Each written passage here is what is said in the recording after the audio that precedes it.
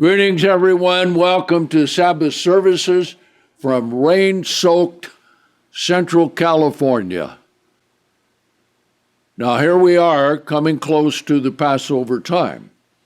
So today we're going to answer the question, why does the church keep the Passover on the 14th,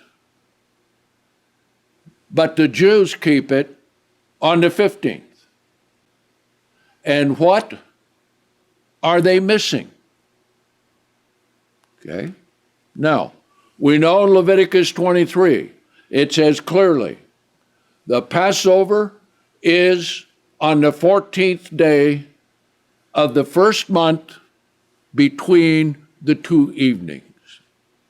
Now, between the two evenings, as we covered from Exodus 16, is from sunset unto dark. And that's when they were to kill and to roast. And they were not to boil at all any of the flesh in water. So the 14th is a separate day as it begins between the two evenings. Now we are going to see the description of this. Come over here to Exodus 12 and verse 26. So we can see there's something we need to compare to it to find out what's going on. So for the Passover service itself, here's the way that God told them to tell their children. Verse 24, and you shall observe this thing as a law to you and to your children forever. And it shall be when you have come into the land which the Lord will give you, as he has promised you, shall keep this service. And it shall be when your children say to you, what does this service mean to you? Then you shall say, it is the sacrifice of the Lord's Passover. Now notice, it doesn't say offering. It's a sacrifice. Who passed over the houses of the children of Israel in Egypt, when he struck the Egyptians and delivered our houses, and the people bowed their heads and worshiped. Then it says, Israel went and did what they should do. Then we also learned this. Here's what God told them that they needed to do that night, all that night.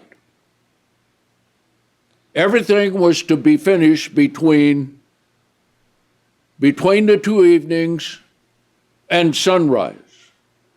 They were to eat the roasted flesh. It was roasted with fire and not boiled at all with water. Now, I'm emphasizing that because of what are called Passover offerings versus Passover sacrifice. Okay? So they were told in verse 22 that they were to put the blood on the upper doorpost and the side doorpost, the lintel, upper, and no one was to go out of the door of the house until sunrise, bokur. Now that's important. So after that happened, then they began to gather at Ramses. All right? And here's where we have the 2-day sequence, the 14th, and then the beginning of the 15th. Just like we had with the covenant promise and sacrifice between Abraham and God in Genesis 15, was a 2-day sequence. So here we have the same thing. children of Israel got the spoil from the Egyptians and all gathered at Ramses to leave. And they left the next night. Okay? Keep that in mind. So we'll read it right here. In verse 40. Now the sojourning of the children of Israel was 430 years. We've got a chart on that, what that means. And the difference between the 400 and the 430, you can look it up online. And it came to pass at the end of 430 years, it was even on the very same day, all the armies of the Lord went out from the land of Egypt. Notice verse 42.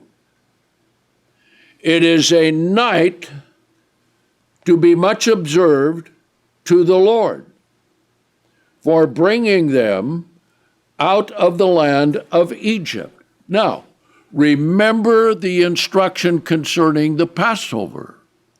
Stay in the house until sunrise.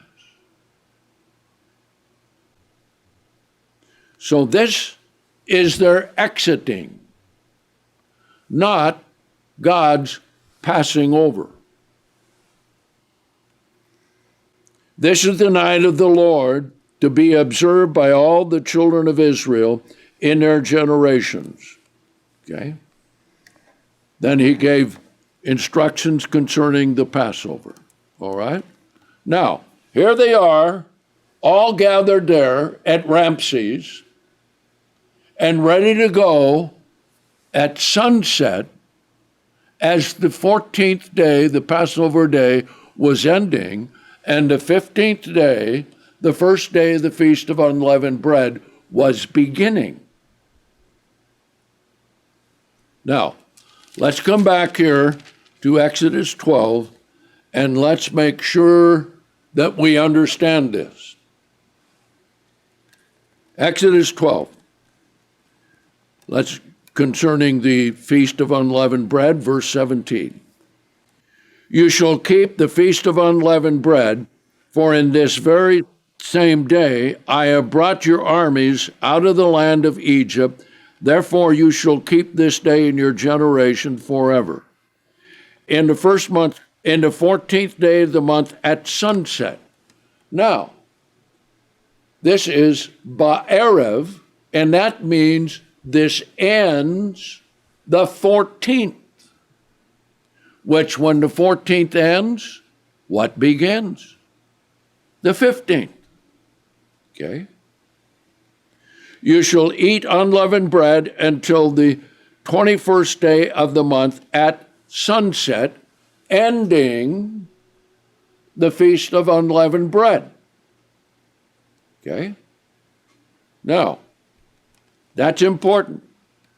7 days there shall be no leavened bread found in your houses, for whoever eats that which is leavened, even that one shall be cut off from the congregation of Israel, whether he is a stranger or one born in the land.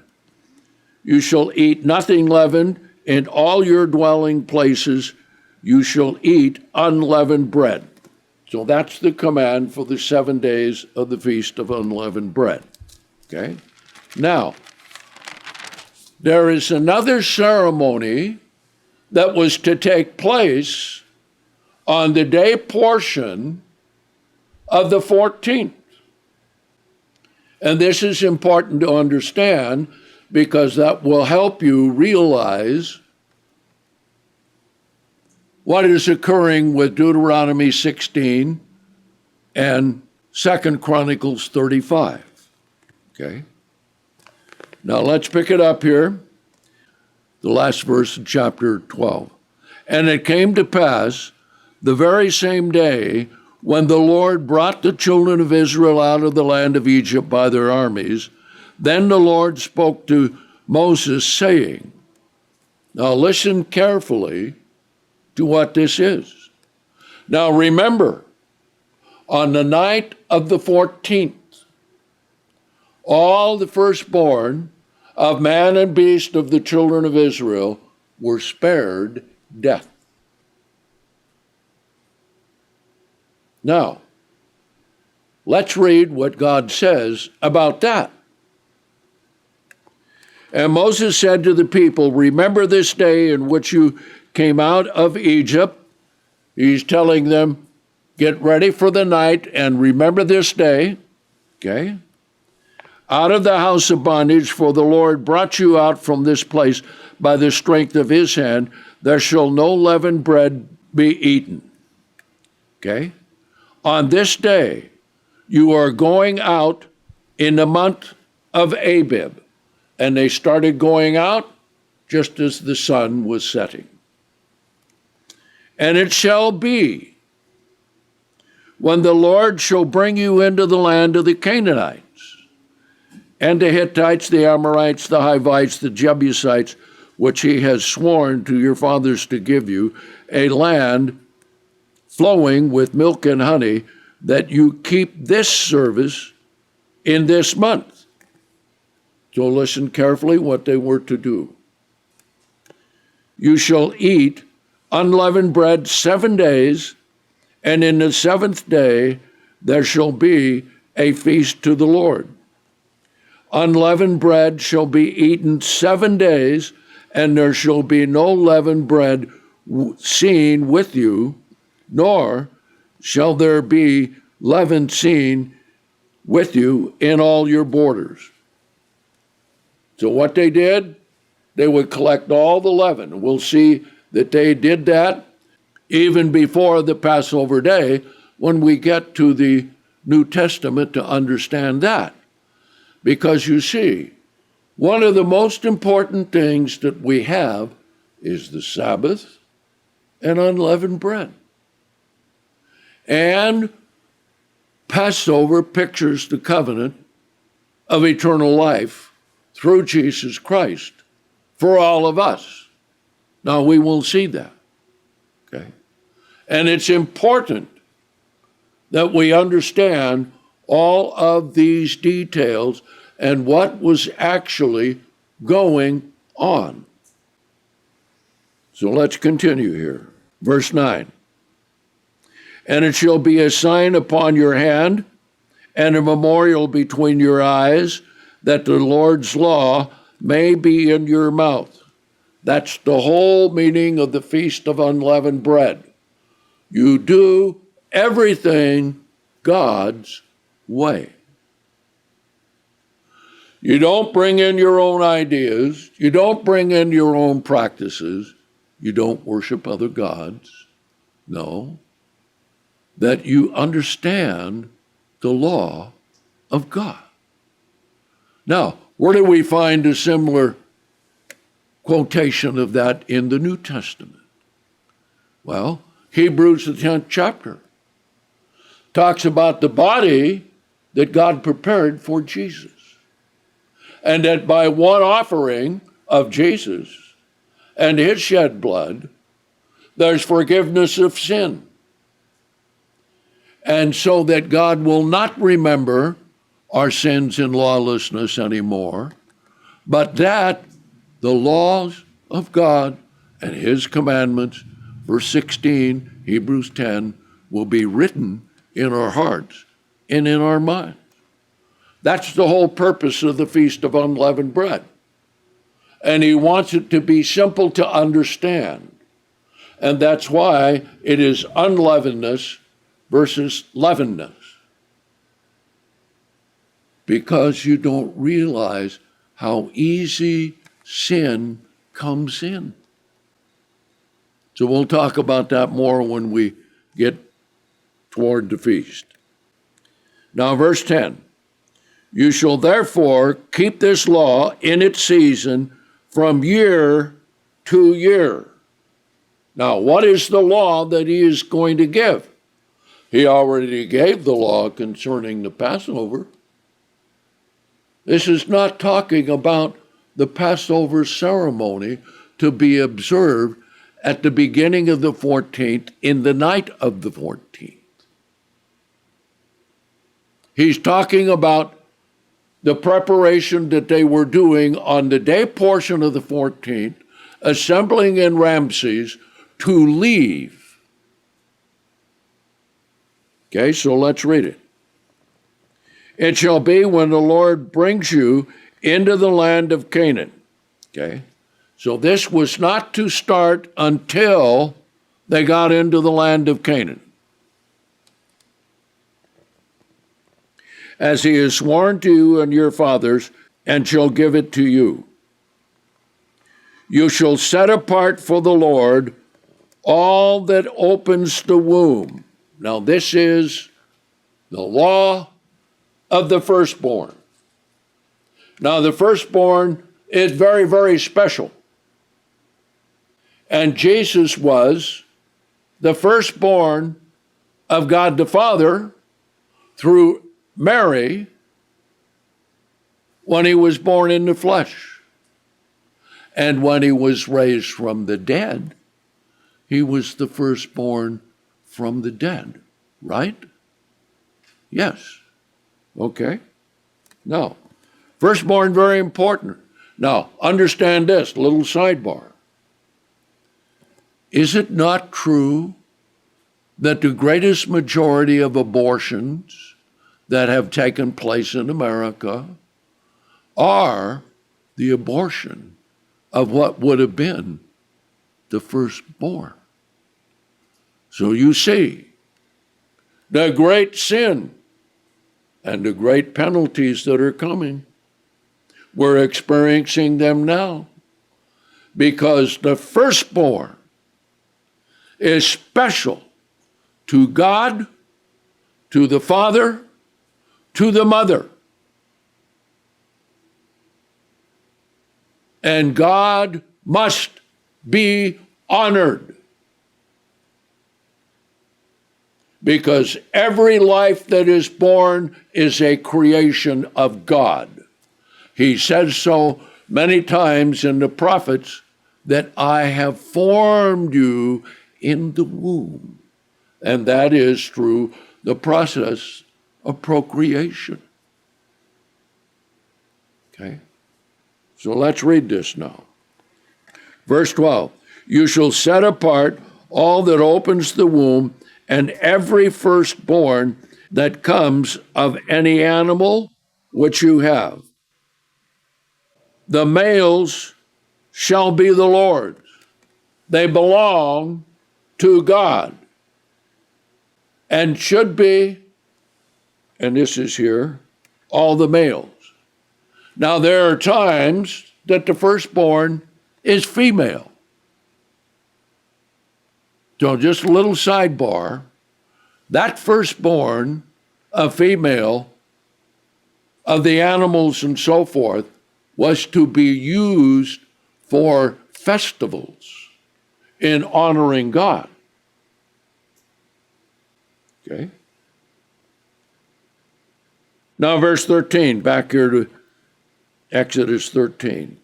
And every firstborn of a donkey you shall redeem with a lamb. And if you will not redeem it, you shall break its neck. Now, how important is that? Okay? And all the firstborn of man among your sons you shall redeem. Now, how did they redeem them? With the offering of a lamb or the offering of a calf? Okay? So let's read on. And it shall be when your son asks you in the time to come, saying, what does this mean? Now, that's different from what the Passover means, right? So listen carefully. You shall say to him, the Lord brought us out of Egypt by the strength of his hand from the house of bondage. Okay? So, that's what this day pictures. But the preparation for the leaving of it, we will see when we get to Deuteronomy 16, involved a lot of offerings. Okay?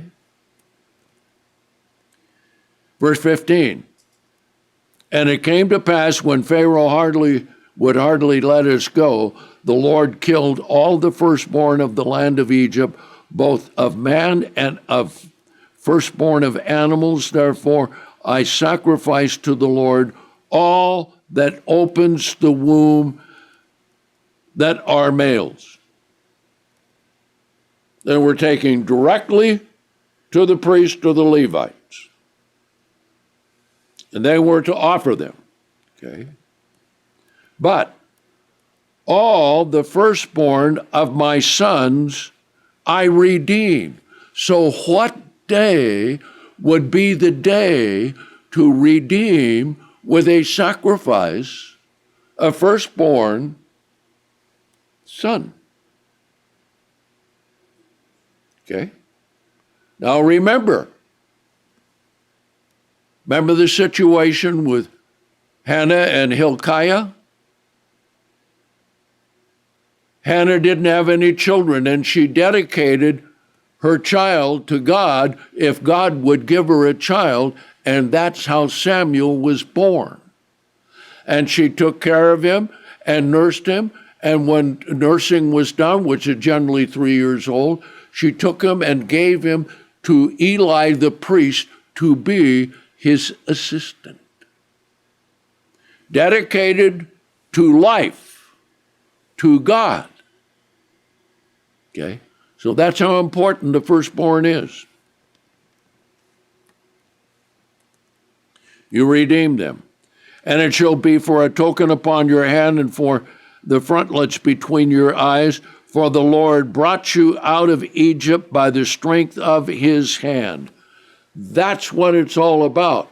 He spared the firstborn on the Passover day, but at night when they had the Passover service. But on the day portion, now you thank God as the living firstborn that you weren't killed. See? You and the animals. All right. How did the Jews come to have a 15th Passover? Or how come the Feast of Unleavened Bread is called Passover? All right. Numbers, the 9th chapter. The tabernacle was dedicated on the first day of the first month of the second year. They were out in Sinai. And then the first chapters of the book of Numbers shows what they did, the offerings that each tribe would bring, and it was an identical offering to give to the priesthood. Then they counted all the Levites. Then they counted all the firstborn. And the difference between the two, they had special offerings for. All right? Now, let's come to Numbers 9, because all of that was taken care of before the Passover in the first month of the second year. All right? So let's see what they did. Now think of this. With the tabernacle there, sacrificial system already set up, the altar made, the Holy of Holies, everything was done. Now, if God wanted the Passover sacrifice lamb to be offered at the temple or tabernacle, they had the tabernacle. But they didn't do it. Even when the tabernacle was set up, they still kept it according to the instructions of Exodus 12. So let's read it. Numbers 9. And the Lord spoke to Moses in the wilderness of Sinai in the first month of the second year that they had come out of the land of Egypt, saying, let the children of Israel also keep the Passover at its appointed time. What is the appointed time between the two evenings and that night? Correct? That's the appointed time, right? Yes. In the 14th day of this month, between the two evenings, you shall keep it in its appointed time. You shall keep it according to all the statutes and according to all the ceremonies of it. Nothing to say it was done at the tabernacle. So later on, when they had the Passover at the temple, it wasn't really the Passover that should have been kept in the individual homes, or when they were in the wilderness at their tents, the way that God said. The 14th Passover, as it was given, was never meant to be a daytime ceremony. However, let's understand something else here too. So they kept it between the two evenings, verse 5, in the wilderness, so forth. Then there were certain men. They couldn't keep the Passover. They couldn't offer that Passover because they were unclean. Okay? So then God gave what they should do. Verse 8, and Moses said to them, wait here, and I will hear what the Lord will command concerning you. And the Lord said to Moses, saying, speak to the children of Israel, saying, if any man of you or of your generation shall be unclean because of a dead body or in a journey far off. Now, note that afar off. That becomes important because it means this. If they are outside of the geographical area of Israel, they couldn't keep a 14th Passover. See? But they could keep the Feast of Unleavened Bread. All right? However, verse 11, and this means when they get back into the land or they're clean, they shall keep it in the 14th day of the second month between the two evenings, eating it with unleavened bread and bitter herbs. Okay? And they shall leave none of it until morning, nor break any bone of it. According to all the ordinance of the Passover, they shall keep it. Okay? Now then, notice this, the next verse. But the man that is clean and is not in a journey or in another country and holds back from keeping the Passover, even the same soul shall be cut off from among his people. Meaning God's blessing upon that person will be removed. Cut off. Because he did not bring the offering of the Lord in its appointed time, that man shall bear his sin. Then he says, verse 14, reiterates again, and if a stranger shall live among you and will keep the Passover to the Lord, he shall do according to the law of the Passover and according to the ordinances, and you shall have one law, both for the stranger and for him that is born in the land. Let's come to Deuteronomy 16. Deuteronomy 16 becomes very important. This is where the Jews say that they keep the Passover beginning on the 15th day of the month. Okay? And they call the whole thing the Passover. So notice, and this was a very key thing when I was researching on how to answer Graby and Kuhn in this paper. So you can get this paper, it's online, download it and read it. Very important, because this is where they started to subvert the church of God. And where did they strike? Right at the Passover. Now then, let's read it. Chapter 16, Deuteronomy, verse 1. Keep the month of Abib. Now that's another name for Nisan. And observe the Passover to the Lord your God. Okay? He doesn't have to repeat all the same instructions here, because those are there and should be kept. Starting between the two evenings as the 14th day was beginning. For in the month of Abib, the Lord your God brought you forth out of the land of Egypt by night. The second night, right? Isn't that when that took place? So right here in verse 1, there are two distinct things. All right? And you shall therefore sacrifice the Passover offering.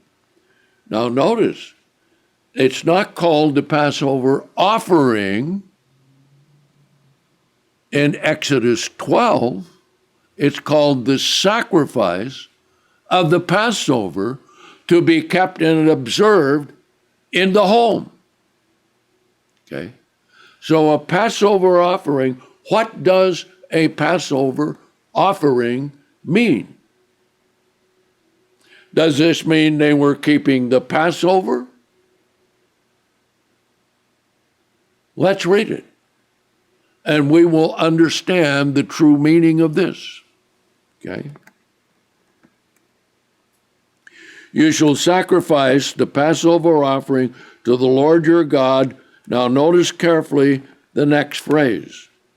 Of the flock and of the herd. Now,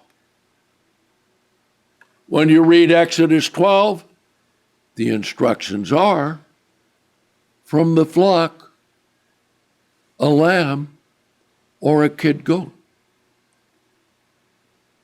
Nothing to do with the herd. There is nothing in the Bible which says you keep the Passover with a Passover calf.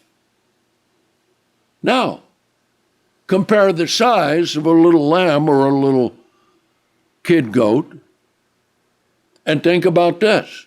They were to eat the whole thing and leave nothing till morning, and to burn anything that was left, which would be the skin, the guts, the bones, everything else, right? That's what everyone was told to do. Now, if they were to offer a calf, that's probably 3 times as big as the little kid. They could not possibly have eaten it in that night and burned all the remaining flesh and all the bones. So what does this mean? Of the flock and herd.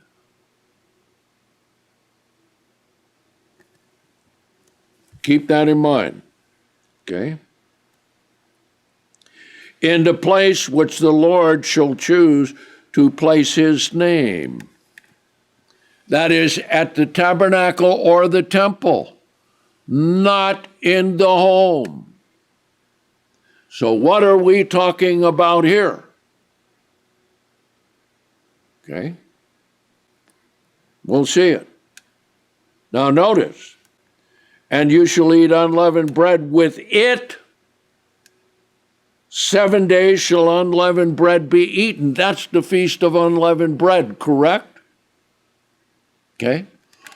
What was the preparation for the feast of unleavened bread when they were to come into the land? Okay. Let's come back to Exodus 13. We'll read it again, because this is the key. Originally, all these Passover offerings, were the redemption of the firstborn of man and of beast. And in a large population, you're going to have a lot of sacrifices, right? Okay. So, here in chapter 13, it says, verse 11, "And it shall be when the Lord brings you into the land of the Canaanites, as he swore to you and to your fathers, and shall give it to you, you shall set apart to the Lord all that opens the womb. Every firstborn that comes of any animal which you have, the males shall be the Lord." So they had to bring all of them to where? The temple, right? Now, when they were in the land and they had their priest cities and their Levitical cities, they could bring them there to the priest or to the Levites, so that would be theirs. Belongs to God. It's his. See? "And all the firstborn of men shall be the Lord's."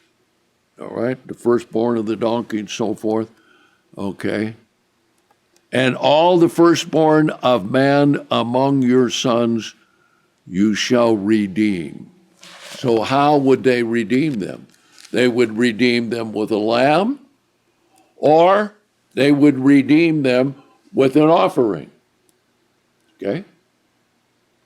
Because you don't sacrifice your own firstborn.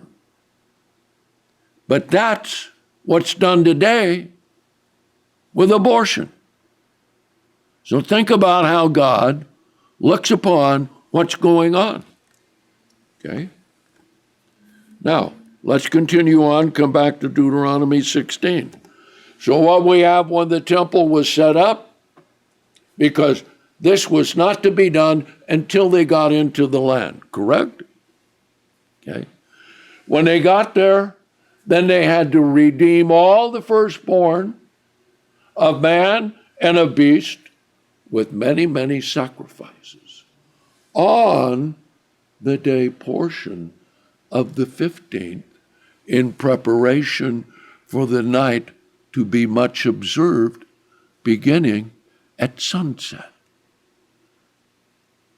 That's what was going on. So let's read it. Verse 2 again. "And you shall therefore sacrifice the Passover offering for the redemption of the firstborn, to the Lord your God, of the flock and of the herd, in the place which the Lord shall choose to place his name there. And you shall eat no leavened bread with it. 7 days you shall eat unleavened bread with it. The bread of affliction, for you came forth out of the land of Egypt in haste, so that you may remember the day that you came forth out of the land of Egypt all the days of your life." Okay. Now let's read on, and we're going to find out something else. Verse 4, "And there shall no leaven be seen with you in all your borders for 7 days, nor shall any of the flesh which you sacrifice in the first day." Now, that was the first day of the Feast of Unleavened Bread. "At sunset, remain all night until the morning. You may not sacrifice the Passover offering within any of your gates which the Lord your God gives you." Now the Jews read that and they say, God changed the Passover here. No, he didn't change the timing of it at all. They were to eat it in their homes on the night of the 14th, but the Feast of Unleavened Bread The 15th, okay, they were to come to the temple on the day portion of the 14th. They were to have the offerings all ready to go in preparation for the night to be much observed. Now let's read on and we'll find out another very important fact. Verse 5. You may not sacrifice the Passover offering with any of your gates, which the Lord your God gives you, but at the place which the Lord your God shall choose to place his name in, there you shall sacrifice the Passover offering at sunset, at the going down of the sun, at the time you came out of Egypt.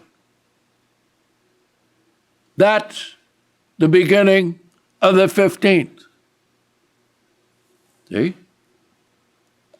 And verse 7 is the key, because there were so many sacrifices, they couldn't put them on the altar.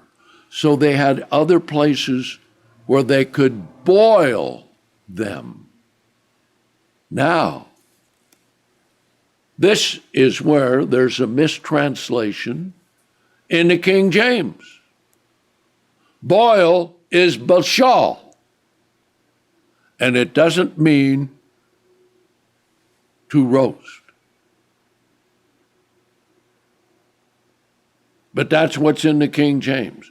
The Hebrew, and I have verified this many, many times over, is boil. Now, you go back and you read, let's do that, Exodus 12. The Passover that is to be kept at home, they were to roast it with fire. And they have specific instructions. Exodus 12, verse 9. This is the Passover sacrifice. So keep that in mind. We're talking about Passover offerings or offerings made on the day portion of the Passover in preparation for the night to be much observed and in observing the redemption of the firstborn as God commanded. All right? Back here concerning the Passover, 14th at home, verse 9, here's what God said. Do not eat of it raw, nor boil it at all with water. Therefore, Deuteronomy 16 cannot mean the Passover sacrifice, but it is an offering made on the Passover day after the Passover night in preparation for the night to be much observed. So let's take a break, and we'll be back in 20.